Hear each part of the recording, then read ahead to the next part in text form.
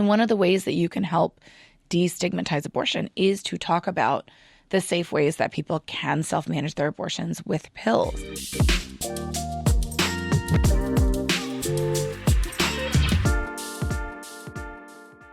Welcome to the Found Free Podcast. I'm your host, Sabia Wade, where we talk about community, self-care, liberation, entrepreneurship, all with the goal of collective liberation.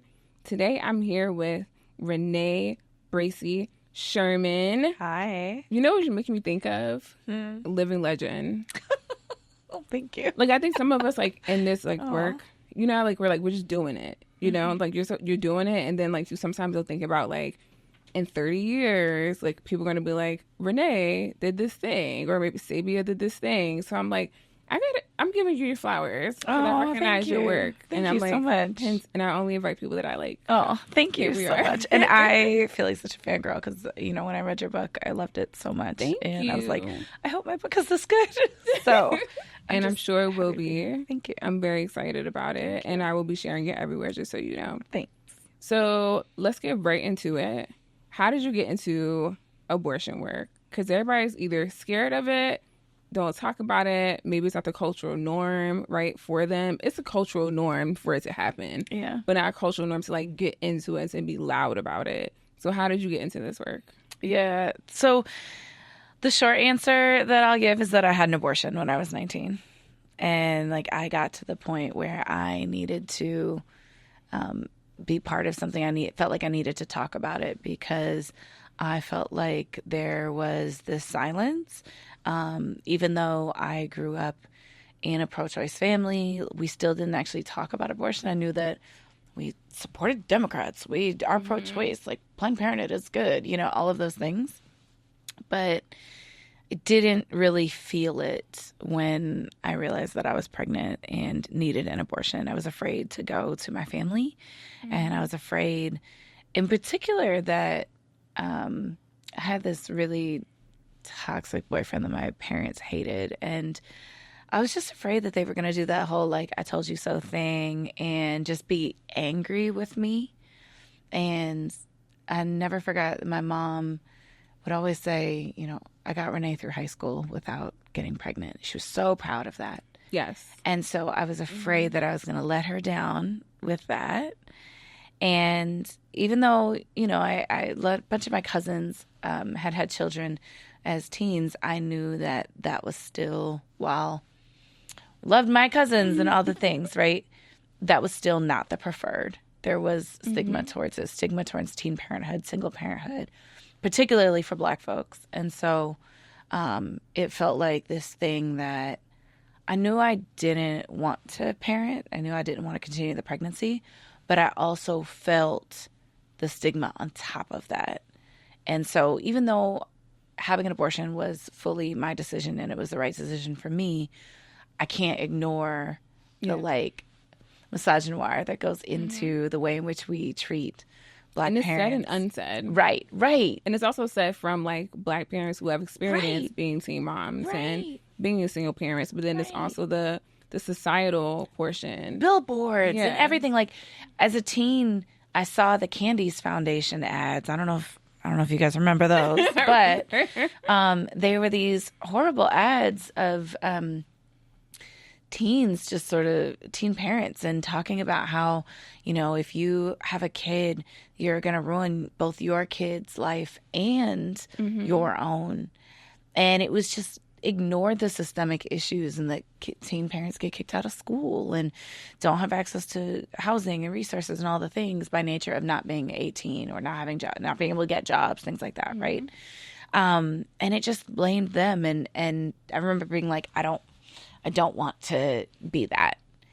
And I don't want to be let down. Right. But also, like, knew other teen parents and, like, thought well of them. Yeah. Right. There were so many at my school, right? But still felt like I shouldn't do that. And at the end of the day, I didn't want a kid. I didn't want to stay in that relationship. Didn't want a kid. But when I started doing work, I was working in the LGBT community with queer and trans youth to share their stories. And I was, like, inspired by the way in which they talked about their experiences so openly and beautifully, and like with legislators to make changes in their communities and schools. I felt like, who am I to be asking them to share their stories? And yet I'm silent about this experience that I have that is stigmatized. And so that inspired me to start doing abortion storytelling. But what felt really important to me is to be able to talk about it with an angle of race and class, and talking about anti-Blackness and how that all showed up. So this shit. Hello. But what was fascinating was how the first org that I started sharing my story with, they actually did not want me to talk about those things. And that felt like I wasn't telling the whole truth. And it was like, I had just been learning about reproductive justice. And I understood that oppression and power and privilege and race and class, all those things factored in together. How could you talk about this without all of that? All of that. I actually... Without intersectionality. I don't know how. Yeah. Because literally, it's just reality, right? It's like gravity. It's just there.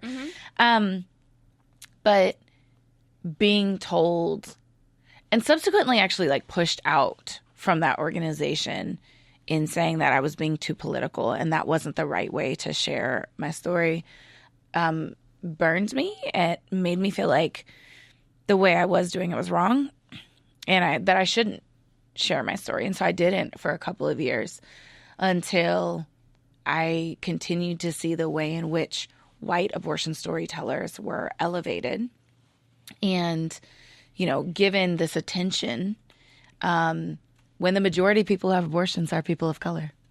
Yeah, and then it reminds me too of like, that part of your story reminds me of like, you know, a lot of times when I like, you know, teach to doulas and my students and stuff, like, we talk about the conversation of second wave feminism. Right. Right. And like how that was usually cis white women talking about like equality, and how we were talking about just being heard. Right. Right. And it's like, even in like, you know, you're not obviously that age, like you weren't born at that time. Your parents weren't born at that time. But it's still like that replication. It happens. Of like seeing that like, oh, this person can say and feel and cry. And like, here I am like struggling to even get my story heard, or I'm in an organization where I can't say it this way, or I can't talk about it that way. And it's like, well, that talking about our whole lives is mission drift. Because I would hear that a lot, that it's a separate issue. If I am being fed messages about who is right and what type of reproduction is right and what path is right and who's the right type of parent, and those are based on race and class and sexuality and gender identity and all of those things, how is that not political? Like, I actually was like, I don't get it. And to have that be part of an early rejection that I experienced was really painful, but also then gave me this fire to feel like, actually, I'm going to make a space in abortion storytelling for storytellers of color. Again, the majority of people who have abortions are people of color. So if you're not centering them, you're actually just leaving us out of the conversation. Like, the whole conversation is us. Yeah. Like, it's kind of it's the whole thing. Yeah. But I think I was like, how do I create a space in which we can see ourselves and feel loved and supported, but also do it in a way that isn't necessarily then making ourselves palatable to white people and white consumption? Like, how do we reject the respectability politics of it all? And so that's what felt most critical to me in the work that I've done, and in building my organization, We Testify, and then in my book and all of these things. Like, how do we make sure that people of color are part of the conversation, that we write ourselves back into history, that you cannot tell the story of abortion without telling the story of people of color in this country. You just can't. And even when we talk about when we talk about abortion before it was legal, before Roe versus Wade, like, a lot of the, like, when I was learning and still am learning, right, that it was always like these, you know, communities that did their thing and they did their own thing, but it's always like white people. Like they don't talk about the grand midwives. They don't talk about the herbalists. They don't talk about the Black and brown indigenous people who had like safe practices around this. Like it's usually like emphasizing particular parts of that and particular stories of that time. And I'm like, but I know my people was doing this and we were doing this and we were caring for each other and it was in love and support. And it wasn't even, I won't say that it wasn't a stigma around it, but there still was I want to say a normalcy to a degree around it. I know you are concerned about your feet. When you cross your legs, are they in there? That's fine. Okay. I think it's fine, but I mean, as long as they don't look ashy, right? Okay, great. As long as they don't look ashy. I'm like, I think it looks good. You get the video later in your life. So you let me put my whole toes in this center camera and just didn't say nothing to me, you know. So no, it's fine. As long as they're not ashy. Okay. I was looking around for a second, but you kind of inching it further and further up. And no. I'm like, okay, now I'm looking. Yeah, no, that's true. That's true. Thank you. Not a problem. Okay. So I can pick back up. Yeah, let's pick back up. Yep. 1242. Well, that's literally the whole reason that we wrote Liberating Abortion, because one of the things that was really frustrating to me was reading all these books on the history of abortion and or people pitching books to me being like, oh, this book's coming out about abortion. And I'm like, cool. How does it cover race and class and gender identity? Oh, well, that's a separate thing. Or, well, I think it's in chapter 10. I think, it's a little bit on this page and this page. What? Have you lost your mind? Like, I can't keep saying the majority of people who have abortions are people of color. And then you have to get into the social factors and you have to get into the understandings of why these things are so. But just on a basic, how are you telling the story of abortion and not acknowledging the race of the majority of people who have abortions? That's wild to me. And then what got frustrating was this idea, as you were saying, like the lack of recognition of granny midwives or, you know, folks. Margaret Sanger didn't come up with abortion. Let me tell you right now, I did the research. The oldest recipe that we have for abortifacients is from an emperor 6,500 years ago. Because abortions it's just a part of life. Yeah, like it's not new. It's not a new concept. They got it in papyruses in Egypt. Yes. It's so old. People were making choices back then. I'm sorry. Do you understand? Hippocrates wrote an abortion, like wine recipes. There were teas. Like they used to use crocodile feces for abortions. I'm so glad we don't do it now. But is that true when some states are not able to have abortions now? Wait, but what's wild to me is this idea that there's this entire history of people who look like us throughout history having abortions, doing abortions, actually writing down all of these recipes, right? And you guys want to start with abortion started just a little bit before Roe or Margaret Sanger, which it drives me nuts also because Margaret Sanger is actually anti-abortion. What we would consider her anti-abortion today because, I mean, it's hard to take somebody from the past and whatever, all the things. But a lot of the suffragettes at the time, too, did not support abortion, right? They saw it as something that men would use to control women. And they really only believed in abortion in the case of health of the pregnant person, right? We call that person anti-abortion now.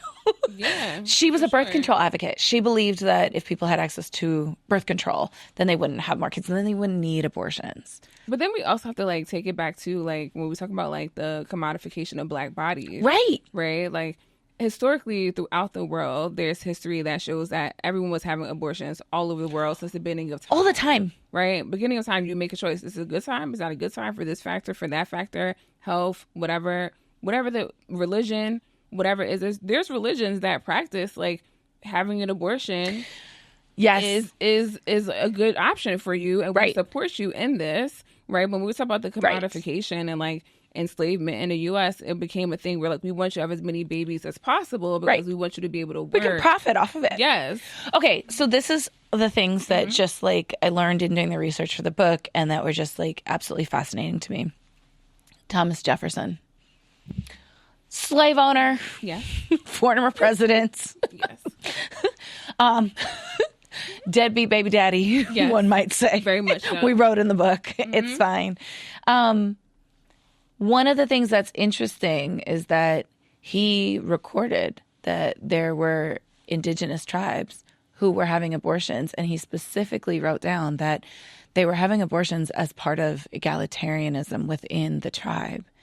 Because then women could go on hunts with men, and he was like, yeah, they just like do it with these herbs. And of course, his takeaway was that made the men weaker, that they needed women to help them on the hunts, right? He has this wrong takeaway. But what's interesting is that the judgment he has is on the men and the masculinity, not the abortion itself. When it was like that was communal survival. Right. Based on the it was factors recognized. that were going on around. Yes. Yeah. His daughter provided an abortion for her cousin. And he wrote her a whole letter about being like, you know, it's so great that you just use nature to help her affliction, and was proud of her for using her skill set, right? Because he knew that people needed access to abortion. It was quite common. We have research we wrote about in the book that people used it as birth control. For sure. Right? It is just part of regulating your fertility. When you were pregnant and you didn't want to be, your body was out of norm. So you had teas, you took an emmenagogue, you took an abortifacient to set your body back to a norm, right? But what is wild or different today is the way in which stigma has grown. Because with the normalization they had, that went away because of colonialism, white supremacy, white Christianity being spread through colonialism. And then all of a sudden, instead of when it was normal to have, people would have, you know, a dozen or more abortions because it was just, that's what you did, to now, today, even sometimes the pro-choice movement stigmatizes people who have more than one abortion. Absolutely. Or it carries stigma for having an abortion. Right. So the reason will qualify you on whether that was a good choice or a bad choice. Right. Can you talk about a little bit around, like, one thing that we talk about in my spaces and all spaces and in the spaces that, you know, that we share, right? It's like abortion is going to happen regardless. Yep. Right? Like we can overturn Roe, we can say it's legal here, we can say this, that, and the other, but it's going to continue to happen. Now, will it happen safely? I mean, what is a challenge is that abortions have always happened, right? The question of safety was different previously than it is now, right? Exactly. Because people can safely self-manage their abortions, but people sort of only talk about the coat hangers or the dangerous methods. And one of the ways that you can help destigmatize abortion is to talk about the safe ways that people can self-manage their abortions with pills. What is frustrating and dangerous right now is actually the criminalization. That is the part. Like literally me having a conversation with doulas, and I'm like, listen, you have to know in your state what the laws are, not just the laws for the person who is having the abortion, but for the laws for the person who is assisting in any part of that. Like, are you helping transport them across state lines? Are you helping them with certain information? Are you helping them? Are you the doctor? Are you the this? Like whatever part, right? You have to really be mindful, not even just about the person, right? But also like the person surrounding that person. And the person that they're like friends with or loved ones with, right? Because and any doctors that you come into contact with. There's a really amazing organization called If, When, How, and they have a Repro Legal Defense Fund and a Repro Legal Helpline, and they help people who might be or are being criminalized for the outcomes of their pregnancies.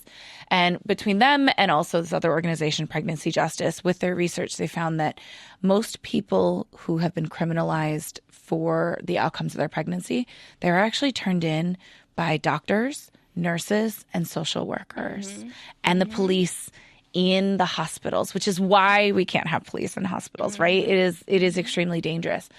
But sometimes those nurses or doctors thought they were helping because they were like, oh, somebody's doing this unsafe thing. Yes. Let me call a cop. I don't know. I don't know what the cop was going to do. They came to the place to get the to care, get help, right? And then educate them about what may have been unsafe, right? Help them heal, like right. I don't know why we need a cop. So they're not going to give you any health information.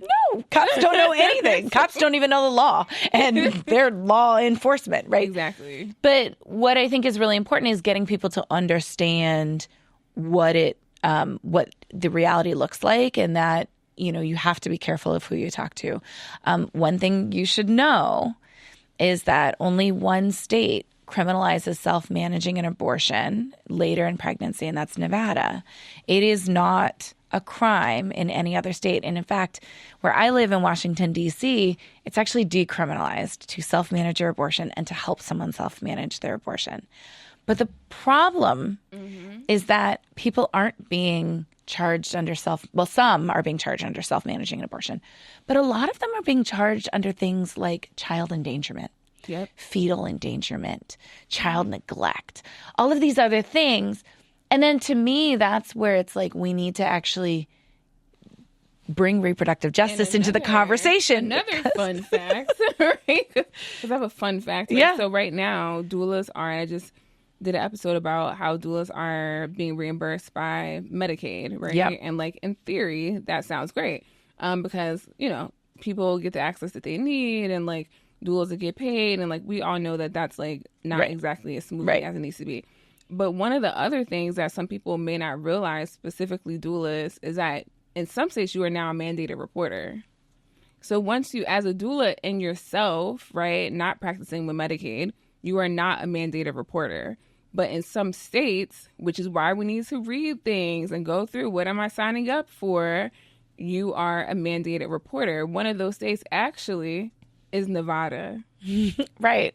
And this is what's wild is this idea of trying to turn the people that we turn to for healthcare into cops. So it's not just about the presence of police. It's about the state turning everyone into surveillance, turning over your social media. They turn over those messages, right? Even like Medicaid, though, right? Like we have like for doulas in most states, like you get reimbursed for, for birth, and you get reimbursed for miscarriage. There is actually an option to get reimbursed for abortion, right? As a Medicaid doula. However, if you run your mouth, right, and say like this was an elective abortion, and you're in a state where that's not supposed to be going down for whatever reason, now, right? So now you have to explain like what is the reason, what is the medical reason, and now we're selling these, and then we don't know who's going to take what information and name that as like that wasn't a just cause, because there's also people who have medical issues where babies are not going to be well upon delivery. And they're like, I'm going to make this choice to have an abortion, but that may not be seen in the eyes of the law as a good choice. So now, even though you thought you were following whatever the rules are, now you're being criminalized. You were not sick enough to qualify. You were not sick enough. No, like carry a child that's not going to be alive when they come over. No. And also be well at the same time. And I think there's this idea of questioning particularly midwives and doulas and pregnant people that they know what's best for their bodies. And I think this fear of criminalization puts just like a damper on everyone. The stories just came out of the two women in Georgia who have died. They died in 2022 because they couldn't get abortion care, right? And one of them, she self-managed her abortion at home, according to the article, but she was having some complications, which are generally rare. It sounds like she retained some of the products of conception, and pregnancy tissue, I should say. And so she was afraid to go to the hospital because abortion is a crime. And what is so scary is that people are afraid to get health care because they are more afraid of going to jail. And she has died. Like, I don't understand. Obviously, I don't understand how that's pro-life, but I don't understand how this is the system in which we think that this is going to help anyone decide if, when, and how to grow their family. This doesn't make abortion a deterrent. It just makes it that people can't go get the care that they need, and they can't get the support that they need. And like the qualified support, right? Because I feel like as a doula, right, there's a lot of things that I know. There's a lot of things that I've learned, right? But I also see sometimes where, you know, people will come to doulas like, you're the only person, right? Or even a midwife, right, but doesn't have hospital access, right? You're the only person I trust. And now we're put in positions where we're like, okay, what do we do, right? And then, like, how do I help? And, we're in uncharted territory. Literally. And I think people will... We're all making real hard choices. Right. Like, people say, like, they come into doula work, or they come into midwifery work, or they come into any type of abortion-related reproductive justice work, and they're like, oh, I'm doing this because it feels good. And I'm like, this work is political. Extremely political. It can be dangerous. Like, this work is a commitment. Like, and you have to be willing to resist the carceral system. Like, that is the thing that I think has radicalized me the most, is understanding how the carceral system works with healthcare, and how, you know, as we say, abolition is the only way forward. If you want to liberate abortion, guys, abolition is how we got to do it. I started off as a doula with incarcerated people. Right. Like, that was my introduction into this work. And like, when I got into that work, I was like, what the fuck is going on?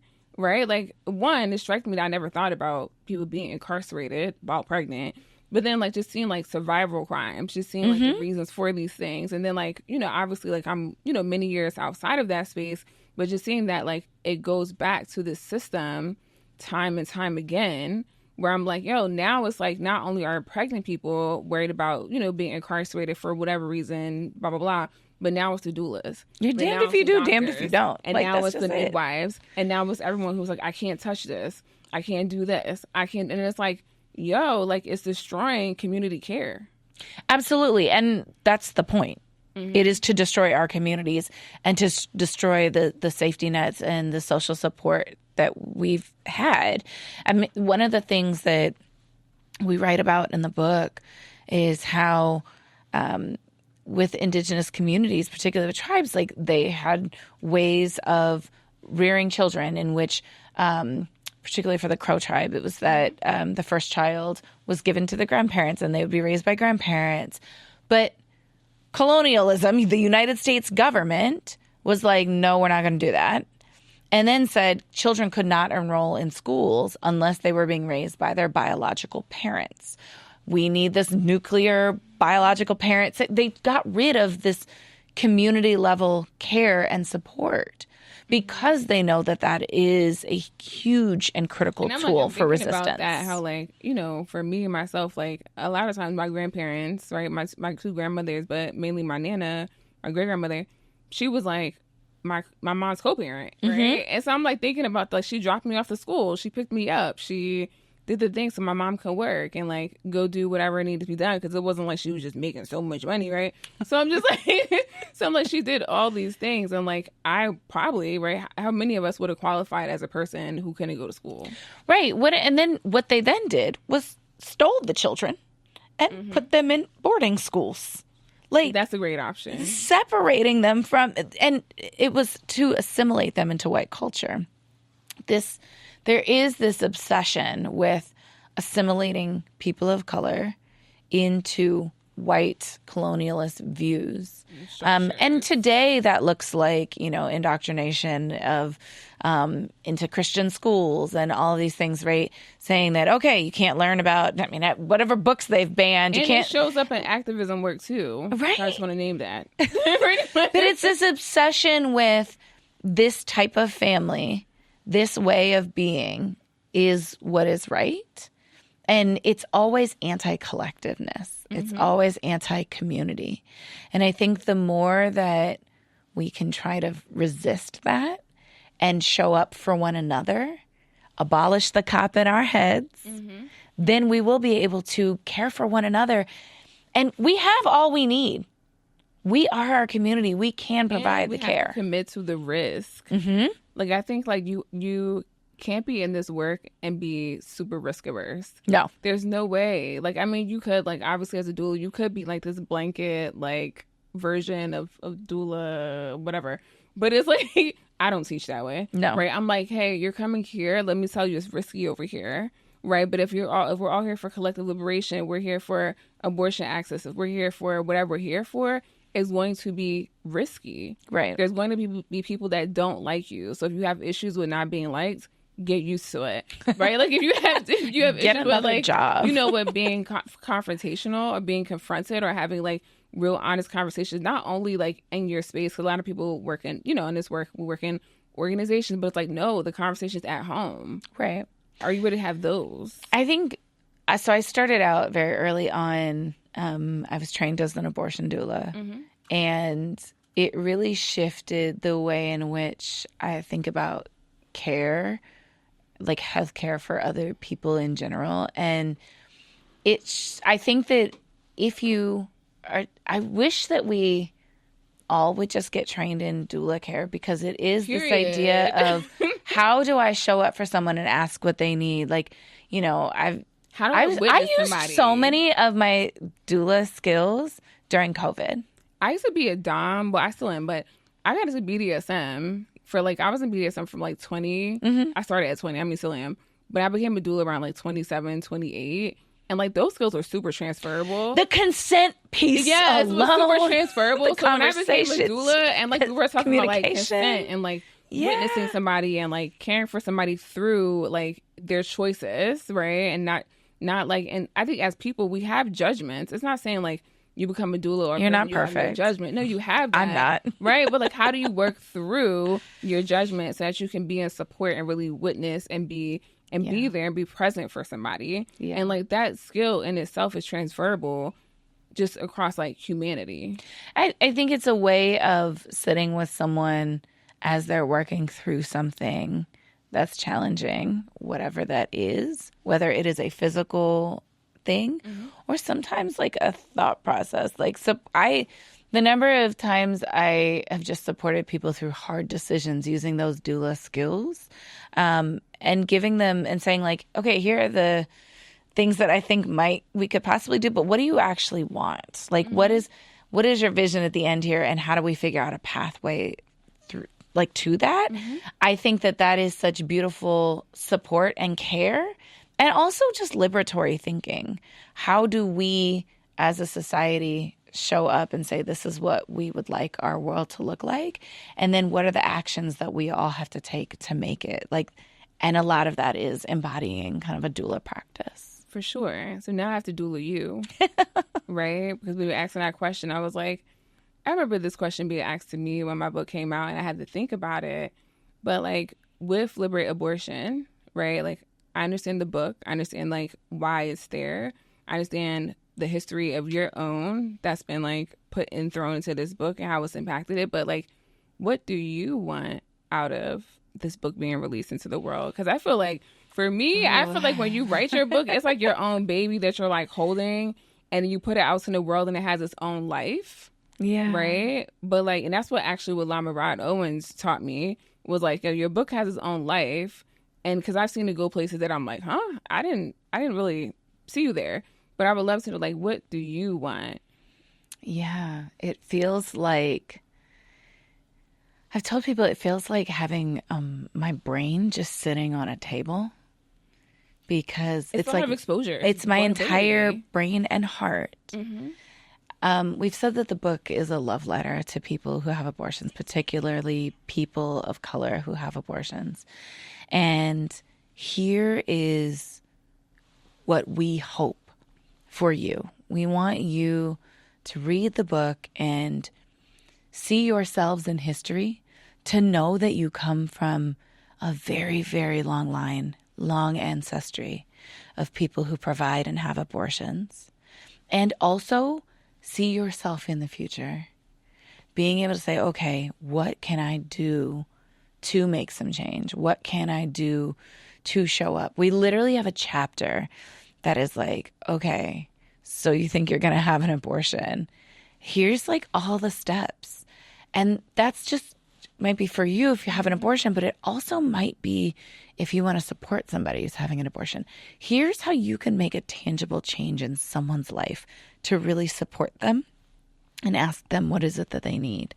I just hope when you have the book that it feels like a mirror and that you're reading it and you're like, oh my gosh, I finally see myself, because I read a lot of books on abortion.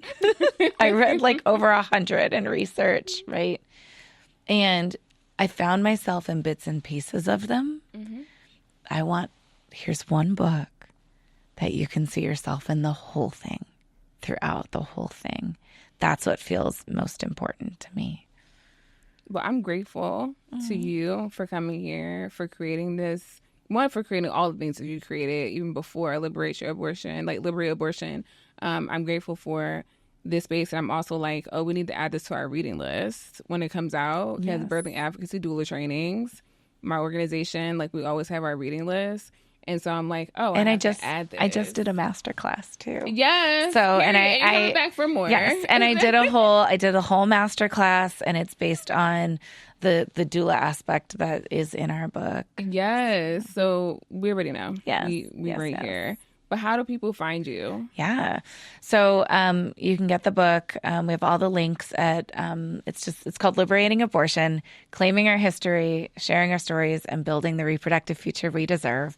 LiberatingAbortion.org or .com. I have them both. And then, of course, I'm Renee Bracey Sherman, so you'll just find me all over the internet. I love being on the internet. So you love it? I mean, sometimes with all the with all the filters. I mean, yes, I've curated a really like beautiful feed for myself where like I watch a lot of the like cake making videos and nail design. See, that's what I use my TikTok for. TikTok for me is like that algorithm.